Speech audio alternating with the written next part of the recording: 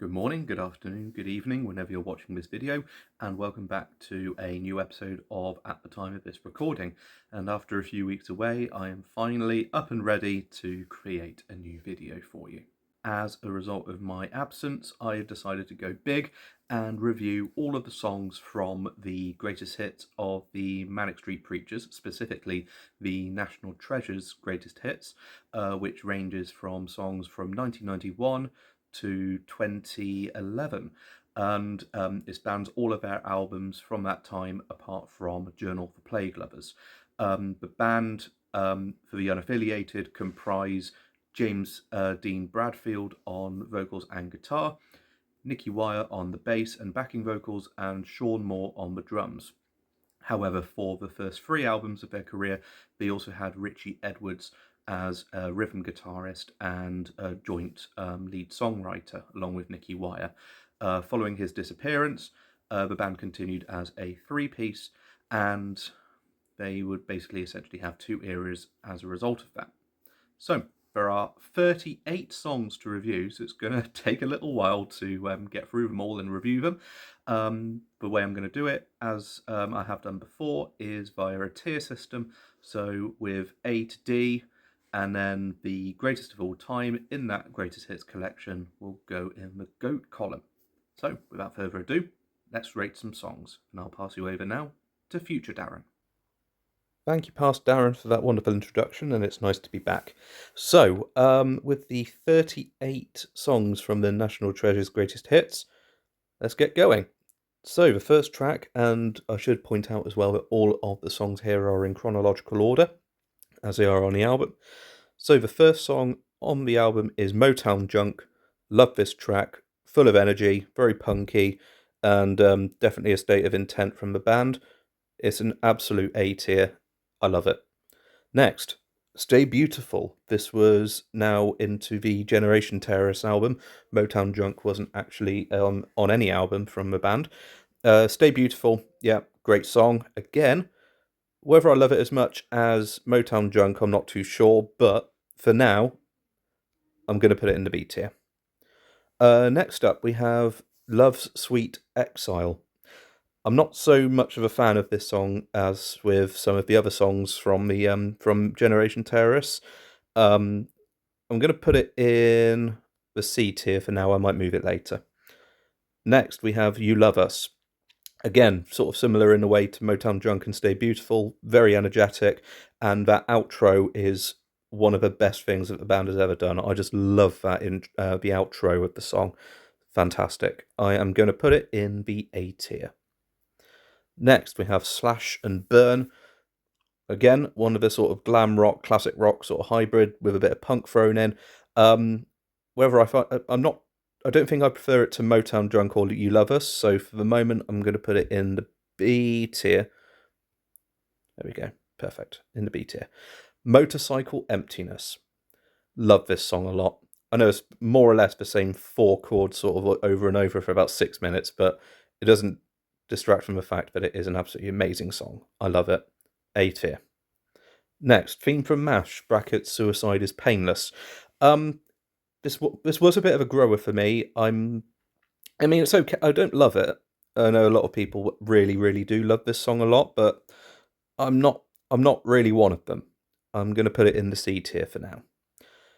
Little Baby Nothing. This would be the last single from the band from Generation Terrorists.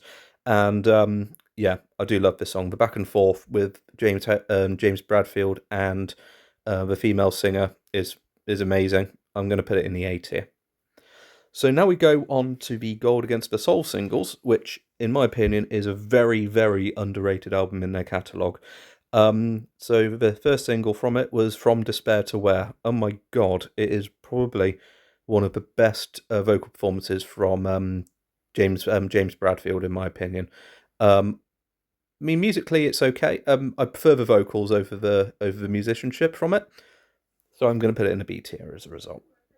La Tristeza Durera, Scream to a Sigh.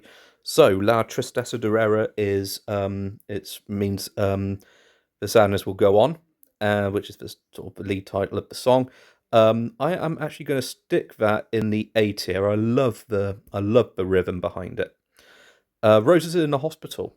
Again, another one of these sort of more interesting songs. A little bit more of a kind of, I don't call it mainstream rock, but it doesn't quite have the venom or the kind of punk attitude that you had from Generation Terrorists. But nonetheless, it's still an enjoyable song. I am going to stick it in the B tier.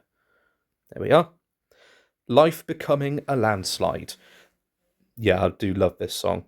Very, very dark, and I love it for it. It's definitely sort of quintessentially sort of Richie Edwards sort of, lyric writing here. I am going to stick that in the A tier.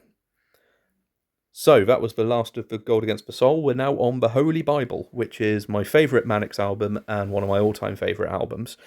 So the first single from it was Faster, and yeah, brilliant song. I love the raw production on it. The album as a whole is just superb. Faster is an A tier song for me.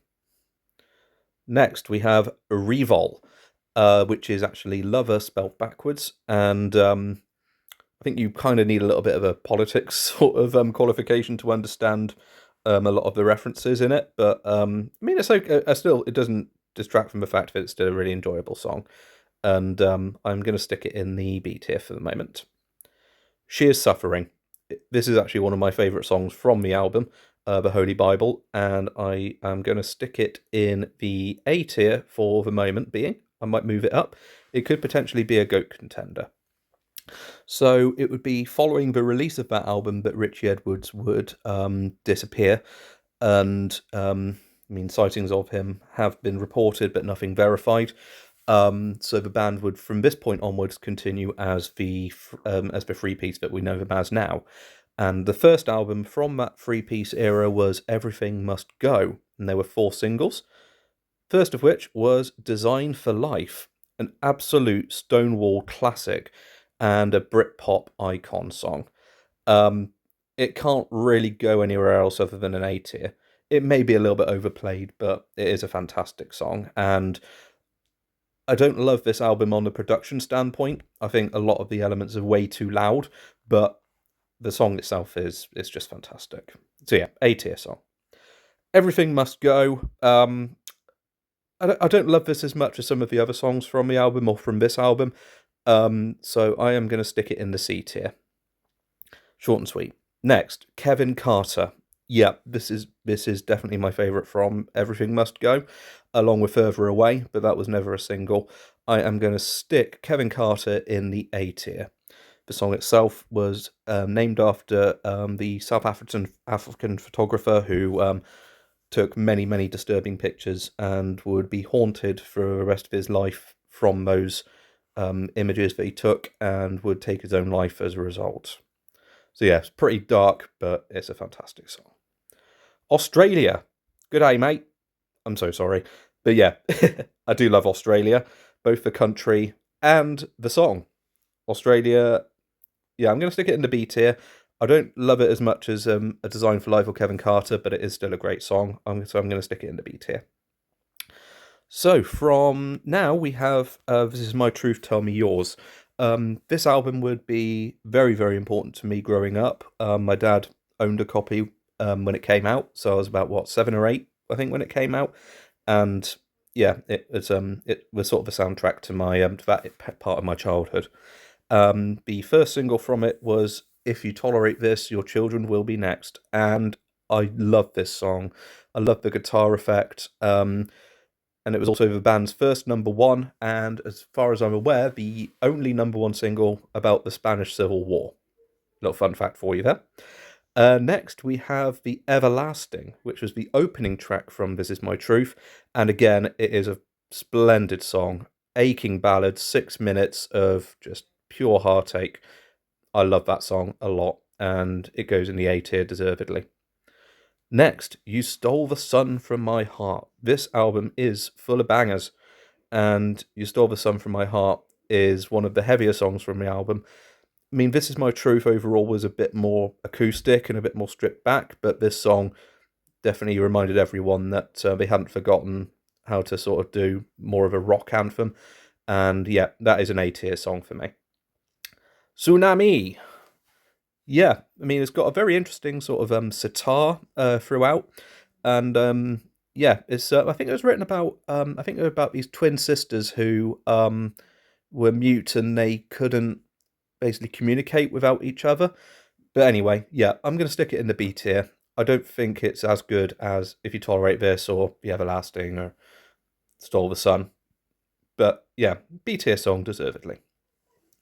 Next, we have The Masses Against the Classes, and this would be the band's second number one single.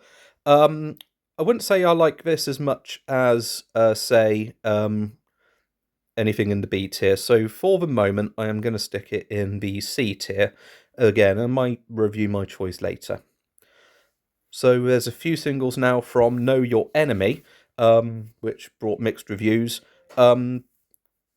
It's a very experimental album, as you'd see from these songs listed from it. The first of which was So Why So Sad. This is kind of, it has a bit of a Beach Boys kind of vibe to it with the sort of vocal harmonies throughout. I'm not really a fan of it. It's going in the D tier for the moment. Again, I might change it later. Found That Soul. That is actually my favourite song from Know Your Enemy. I am going to put it. Is it a B or a C tier? C tier. I think I'm going to put it in the C tier for the moment.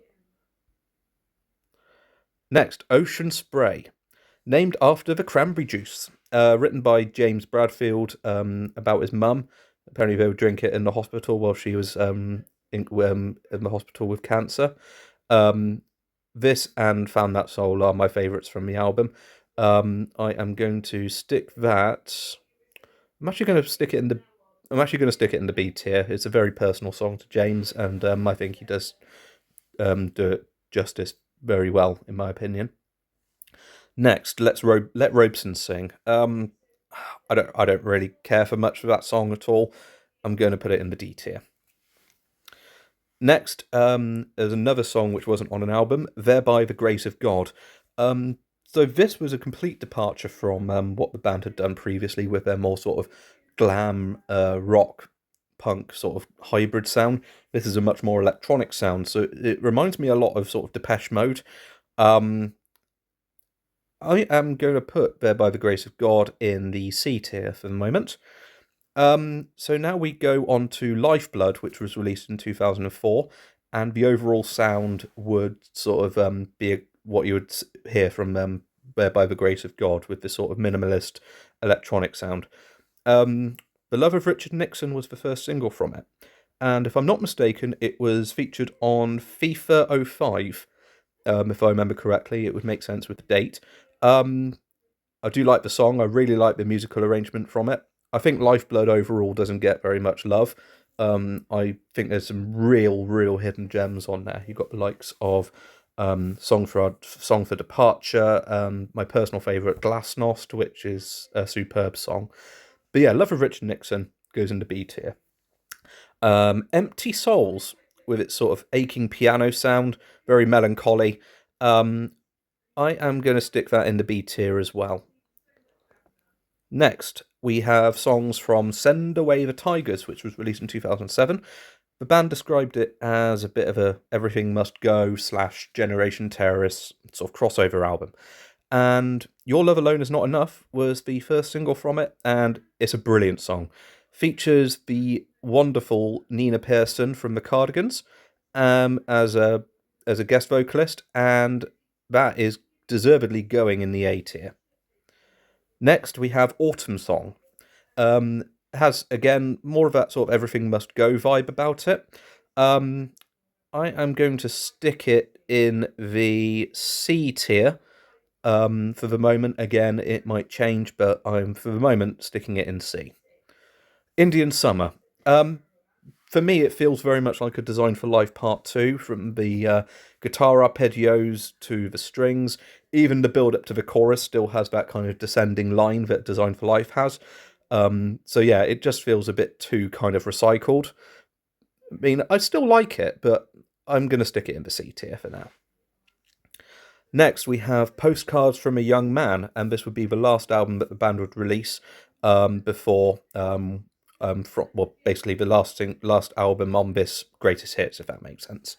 So the first song from it was "It's Not War, Just the End of Love," and yeah, I do like the song. I think the album itself is okay. It's certainly not their best work. I'm going to put "It's Not War" at the end of Love as a C tier song. Some Kind of Nothingness, guest vocalist Ian McCulloch from Echo and the Bunnymen, and he does a really good job alongside James Bradfield. I am going to put that in the C tier as well. I just don't think it's as strong as anything in the B tier for the moment. Next, we have Postcards from a Young Man. It's okay. I don't really feel a lot about this song. Is it as bad as anything in the D tier? Probably not. So again, C tier. And lastly, we have This Is the Day, which was a cover originally by the band The. And I am going to stick that in. I'm actually going to put that in the B tier. Actually, I think it was a very strong cover. And yeah, that completes the list of the songs, so all 38 of them. And we have to figure out which one is the GOAT in the list. So we have Motown Junk, You Love Us, Motorcycle Emptiness, Little Baby Nothing, La Tristesse Life Becoming a Landslide, She Is Suffering, Faster, A Design for Life, Kevin Carter, If You Tolerate This, Your Children Will Be Next, Be Everlasting, Your Love Alone Is Not Enough, and You Stole the Sun from My Heart. Right, so this is a very difficult decision.